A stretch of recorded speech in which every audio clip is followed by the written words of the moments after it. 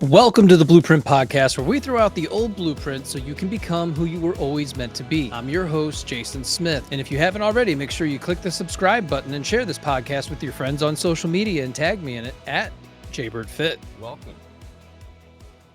How's everybody doing? So this is my morning take a walk with me. For those of you who are new, I'm the take a walk with me guy. Talk about attachment styles, relationship, breath work, nervous system regulation, emotional regulation, navigating relationships. We talk about all the stuff, which is fun for you and for me sometimes. I just posted over on Instagram. I started a new series called Unhelpful, because we get a lot of relationship advice or even just statements that we make ourselves based off of our personal experiences that then become barriers to our relationships, to giving and receiving love from other people. And it's really hard because we do it to ourselves and we don't know that we do it to ourselves. And that can be really frustrating because we put things outside of us. We expect other people to do all of these things to make us feel good, to make you happy. And you'll hear it all the time from other people that happiness is an inside job. Finding joy is something that you do daily. You have to be able to see it. You have to be a seeker of joy in your life. And joy comes from mundane. It's the little things in your life. Right now is springtime in Illinois. We're getting close to it. So you can start to see that the trees, you can see the buds, which is another 2-3 weeks, and we'll start to have some leaves. Can you find joy in that moment of being able to wait, right? That we're delaying gratification. We know that in 3 weeks, things are going to be green and it's going to be beautiful and it's going to be amazing. And I love the smell that comes from some of the trees on this street. And it's such an amazing time, but in that is the joy. I go for a daily walk. Usually I have a 30-pound ruck, but I hurt my back last month. I didn't stop walking. I didn't stop doing the things that I know bring me joy. You work around the injury. I worked around the pain, going to physical therapy and doing all the things. Go see your doctor if you have issues. Not my problem. But I work around that because it brings me joy. It makes me feel good. And being able to see the buds come up, and in about a week and a half, you're going to start to see the little green tips of the leaf. And I'm getting down to the micro for a reason, because that's where the joy is. We think it's in the big things. We think it's, if I have $1 million, then I'll have happiness and joy. If I do this really big thing, then everybody around me will give me applause and pat me on the back and say, good job. That's not where the joy is. We have to get happy in the process. We have to get happy in the micro. We have to get happy and joyful in the blades of grass turning green over the next couple weeks, that transition into spring. Where else can you put that in your life? Where can you get happy and joyful in the mundane? That's why you hear people say, oh, you got to enjoy the process. And then everybody goes, I don't want to be a part of the process. The process is hard. The process hurts. The process is difficult. The process is a mountain that I have to climb that I just don't want to do it. You just don't want to do it. But if you can get yourself up out of bed and start pushing on that process, get up and go for those walks, take care of yourself, journal a little bit. I'm not big on a massive morning routine. You don't need it, but you do need some self-care in that process. And that matters to you as the individual. That morning routine, that self-care, and really all you're doing is putting yourself in a place of habit. You don't have great habits right now. And so you can improve on the habit of getting up in the morning and saying, dear God, show me how amazing today can be, or whatever you believe in. I don't care what you believe in. I'm going to be real honest. I know what I believe in. So I say, dear God, show me how amazing today can be. And it's not amazing in that, oh God, you're going to give me $1 million. You're going to give me all these amazing things. No, it's dear God, show me how amazing today can be in that I notice the small thing. I see my dog and that brings me joy. I see the people in my life and I'm with them and I'm present in this moment. Allow me to be present with you so that we can come into community, so we can commune, so that we can get to know each other, so we can have this connection that we all desire and that we need to thrive. And I want to make sure that I'm able to be present in that moment with the people that are closest to me. And of course, with you, when we're in this moment right now together, can I be present with you and pay attention to the comment section and not just spout off a whole bunch of things and talk at you, right? Somebody says, I asked for space for him yesterday for a week, but I regret it. I want to call him. Should I? Let's dive into it. You asked for space. Why? Type it in the comments. Why did you ask for space? Doesn't have to be specific, but why did you ask for space? What were you feeling? What were you going through? What was your experience? Drop it in the comment. We'll wait. And by the way, this is what one-on-one coaching looks like with me. We go through the process. You give me something, and then we break it down completely. We've been together for 3 months and been bickering about things I'm sensitive about. Okay. So there's a couple things going on there. We'll go back to the original sentence. You asked for space. So there was a feeling that you were having that was causing you, and you just said that you were sensitive to things that were going on. And the bigger question becomes, why are you sensitive to those things? You need to get clarity on, and this is for a lot of people right now. And you hear it from people like me, Gen X. I get it. You can't be offended by everything. If you're sensitive and offended by everything, that's something that's going on inside of you. And it's why we talk so much about building your self-concept, who you are, where you're going, what you're doing, and why you're doing it. This is the inner work. This is going into your body. This is understanding your experience as a human. This has nothing to do with anybody else in the moment. This has 100% everything to do with you. Why do you feel the way that you feel? It's an understanding of self. And the problem is we all have thoughts, feelings, and emotions. And we think that all of those things are just a natural process, but it's your patterns. These patterns are conditioned. These patterns are developed over long periods of time. These are the patterns and habits of your life that you think are you. You think it's you. Now, I'm not saying anything that anybody else hasn't said already. You have to become the observer of your thoughts. You have a thought about something or an emotion, you get to challenge that. Shit, why am I feeling this way? Why in the world right now in this moment, as I'm walking down the street, talking to people on TikTok, am I feeling emotionally activated? Why am I frustrated? Why is this? This isn't actually going on right now, by the way, but it's an example of you can be doing the most mundane things. And in the mundane, you get presented with something and you're like, why do I feel like I need space? Why do I need to back away from this? And that's a place to get curious, to dive into, and to start to figure yourself out. Your brain is thinking in a way that is causing you, and your body is bringing up an emotional response to the way that you're currently thinking. And the body doesn't know the difference between happening now and happening then. At any point in time, I can tell you to think a thought, and you can get yourself angry by thinking that thought. And so now you have actively caused yourself in the body to get excited, to become angry, to become frustrated. You did that. It wasn't anything outside of you. You were simply given a prompt, and your reaction was a past reaction, something you experienced in the past. Think about this one moment in time, or think about this particular activity, and all of a sudden you have all these emotions that come up for you. Now, when we talk about self-concept, you begin to know who you are, where you're going, what you're doing, and why you're doing it. You begin to challenge your thoughts, feelings, and emotions, and the power, authority, and agency over all of that. This is also what we call self-mastery. But nobody's perfect with this. This is ever evolving, ever changing, and it's a practice that you can get into that allows you to take a pattern interrupt in the moment, to stop things in the moment and begin to think about it, to give yourself some breathing room, to call a timeout, stop, step back, and say, okay, I need to think about this because right now I'm feeling overwhelmed. I've hit sensory overload, and I'm very quickly going to put myself in a place of struggle, of strife, of anger, frustration, irritation, resentment. And then we get stuck on that loop of anger, frustration, irritation, resentment. You get stuck on that. And you don't realize that this is something that's internal, that's happening to you. It has nothing to do with anything that's going on outside of you.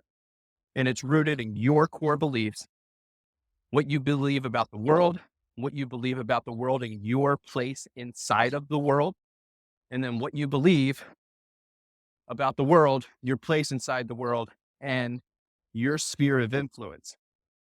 So a lot of this is rooted in expectation. You have an expectation that all of these things are going to happen that you have no control over whatsoever. You have no control, zero.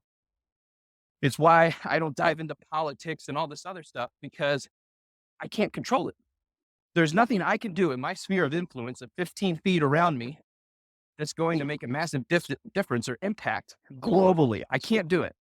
So I don't put myself in a position to worry about global matters. I'm 45. My life is half over. I can't spend half of my day worried about what's happening someplace else. I can't do it. I'm not in a position of power to physically change anything other than the 15 feet that's around me. And this is what people don't often get is, if you want things to change, if you want things to be different, if you want your sphere of influence to be impactful, if you want to impact change, then you do it at the micro level. You do it at the level that you are capable of doing it at. And that's going to be the 15 feet that is around you currently.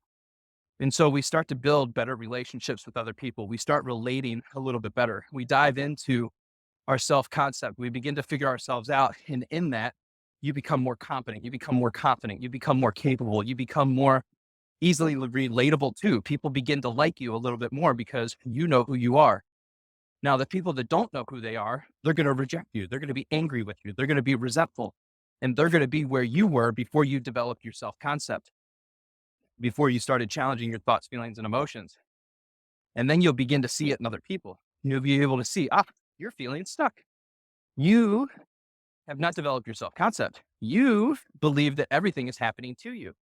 You believe that the outside world is impacting your inner world and causing you turmoil, when it's actually the reverse. You experience that turmoil, frustration, irritation, sadness, pain, resentment, frustration, struggle, strife, and anger.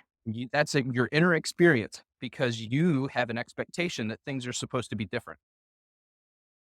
But the only way to make things different in your world, in your sphere of influence, in the 15 feet that you have around you, is for you to change, for you to be different, for you to develop your self-concept, for you to build and cultivate self-love, for you to know who you are, where you're going, what you're doing, and why you're doing it, and for you to have a mission and vision for your life that is going to be impactful, not only for you, but for future generations that you have. And that's all done within your sphere of influence. Some people might say, that's just staying in your lane.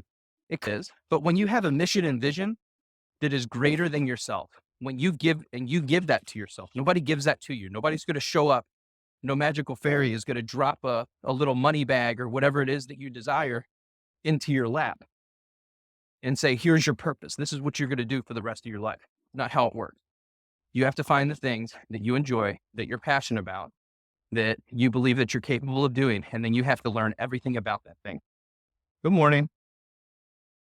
And then you have to take the time to learn everything about that thing. This is where you hear people talk about 10,000 hours. It takes 10,000 hours to be a master of whatever it is that you're getting into. Yeah. Other people have debunked that. It doesn't take 10,000 freaking hours, but it does take work. It does take effort. It does take reading books regularly. People often ask, they're like, man, you're so well spoken and it's so easy to follow your train of thought. And it's so easy. I love your posts because they're so impactful, because they make me feel a certain way in the way that you present yourself. Nobody taught me that. I learned that. I had to learn that. I looked at people that were doing things online and in other spaces that do public speaking, that create social media content, that desire to be impactful and to help other people. And they do it with integrity and they do it with kindness and they do it because it's meaningful to them. And that's their purpose. And that's what they gave themselves, with this purpose to help other people in new and different ways and to present information that is helpful to you if you would only take it and take that first step with it and use it in your life. Then you would begin to realize how powerful you actually are as an individual, that you can create and co-create something different for yourself than what you're currently experiencing. You just have to believe that you can. And this is where we start to talk about manifestation, and then people get lost because they're like, oh, that's spiritual bullshit. There's no such thing. And no, actually, what it ends up being, this whole manifestation thing, when you read books like Think and Grow Rich, they talk about writing things down. And as you write things down, your goals, your dreams, your aspirations, your desires, and you get really specific with it, now all of a sudden you are wiring your brain to look for, through your reticular activating system, to look for, because that's the filter that everything goes through in your prefrontal cortex. You are rewiring yourself to think, act, and feel, hope, wish, and desire for these things that you're now writing down. So you've had a lifetime of expecting all this bullshit to happen, right? We live in the bullshit. The bullshit sucks. It hurts. It's painful. It's tiring. It's exhausting. I made it close to 40 before I started realizing, you know what? I don't have to go through this bullshit anymore. I don't have to do it this way, that I can actually live a life that is very different than the life I'm currently living. And then you ask yourself the question, well, whose life am I living? I'm living somebody else's life. I'm living my life for somebody else to feel good about themselves and their purpose and position on this planet. Why am I doing that? Why am I living my life for somebody else like that? I should be living my life for me, the things that bring me joy, the things that I get excited about, the things that bring me hope and love and relationships. And now I've cultivated all these amazing relationships with other people, mostly people that I bring on the podcast, right? So if you follow the Blueprint podcast, you get a dose of this with all the different people that I find inspiring, the people that I talk to regularly, that are in my life, that I get a lot of joy from, that I didn't know 2 years ago. I didn't know any of them. And it wasn't until I changed and I wouldn't have had access to them. That's the other thing. You don't have access because you're not doing the things that grant you access. So I started doing the things. I started building, cultivating, learning, growing, expanding, accepting myself, recognizing that I can live in a mental prison that takes me down one particular path and ultimately off the planet, or I can begin to dive into self-discovery, self-education, and do some different things that are going to help elevate me in new and different ways. And that's a power that each one of you has, but we don't want to hear it because we're so comfortable in what's our normal. You're so comfortable in your normal that it's really hard for you to break away from that because it feels safe. It feels safe even though it's not, because you know what to expect tomorrow. You know what's coming. You can predict where you're at right now, and that brings you this sense of safety even when it's not safe, because that's your normal. And so we have to challenge what our normal is. And when you hear Hulk Hogan talking about manifestation, right? Cracks me up. Freaking Hulk Hogan. You all know who he is, wrestler, right? Hulkamania.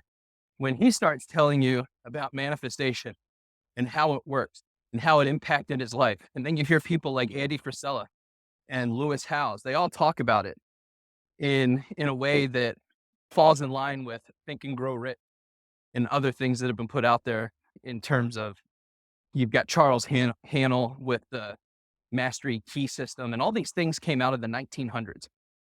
If you're curious, a lot of this stuff came out of the 1900s when they started talking about the ether, when they started talking about there's something greater than ourselves that we're able to tap into and retrieve information from, almost as if we're pulling it from a cloud, right?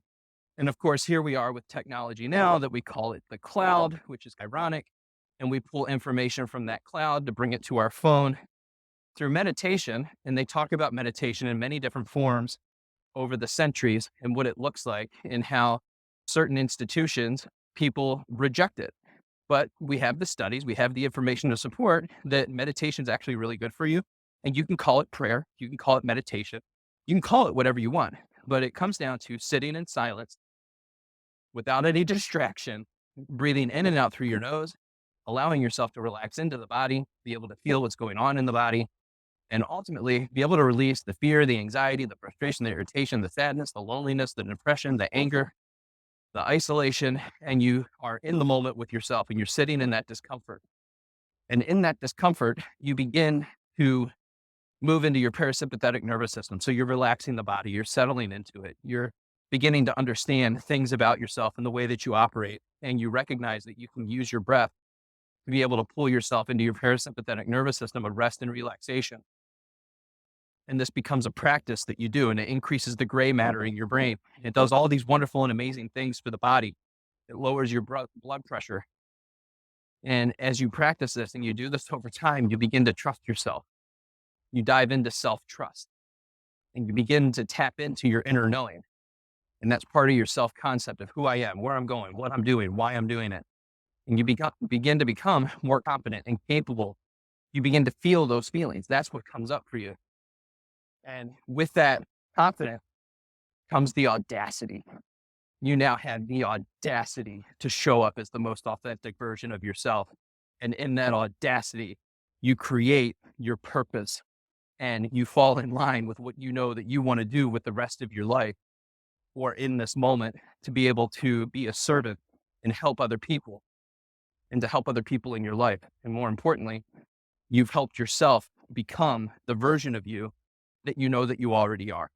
But you're too afraid to step into it because people are going to reject you because of it. They're going to tell you that you're not good enough or capable, that you can't do this, that you shouldn't be doing this. And they're going to be in your comment section and they're going to be telling you how awful you are. All of these things, right? They tell you all these nasty things. And don't take that personally, because what they're doing is what's coming up for them are all the things that they're not doing. What's coming up for them is the fear, the anger, the frustration, the irritation, the sadness, all the things that you were feeling months ago, weeks ago, years ago. And you started doing the work. You started putting the effort into yourself. You started creating your self-concept. And now you can see and have pity for those who do not know themselves. And every philosopher has talked about this. Do you know yourself? Do you know who you are, where you're going, what you're doing, and why you're doing it? And then you don't allow people to change you. They're going to give you things. They're going to tell you things about yourself. And that's their perception of you. And you get to challenge whether that's true or not. You get to say, you know what? I don't agree with that. I can see how you would get there. I can see with the limited information that you have that you could possibly feel the way that you do. I've known you long enough to know some of your past experiences and how they contribute to who you are now as a person.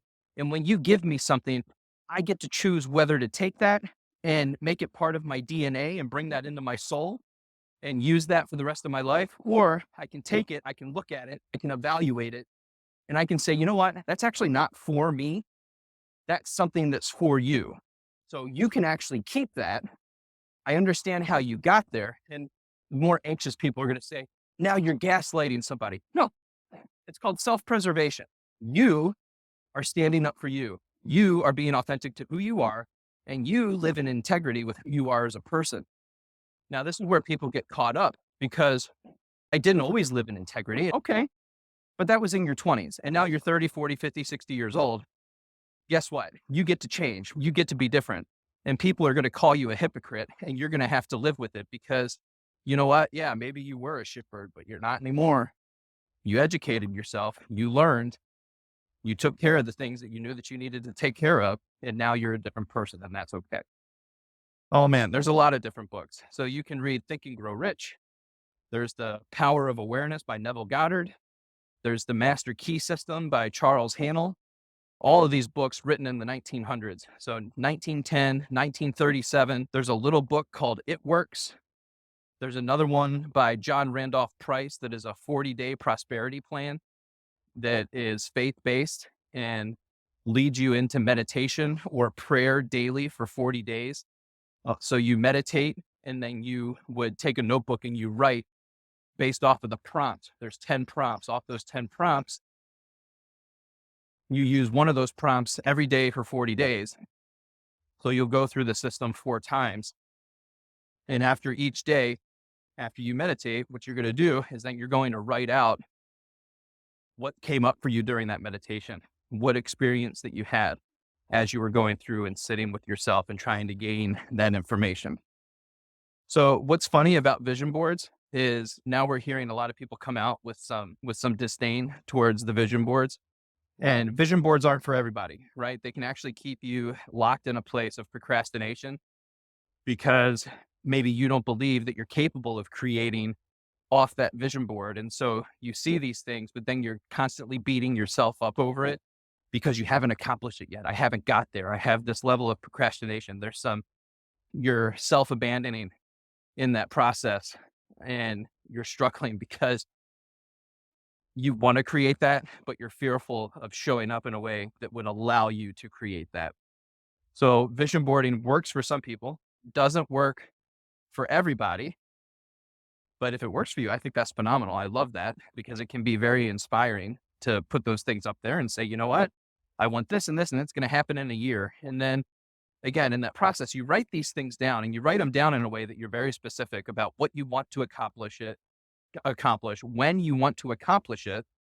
And then you give yourself the how of how that's going to happen.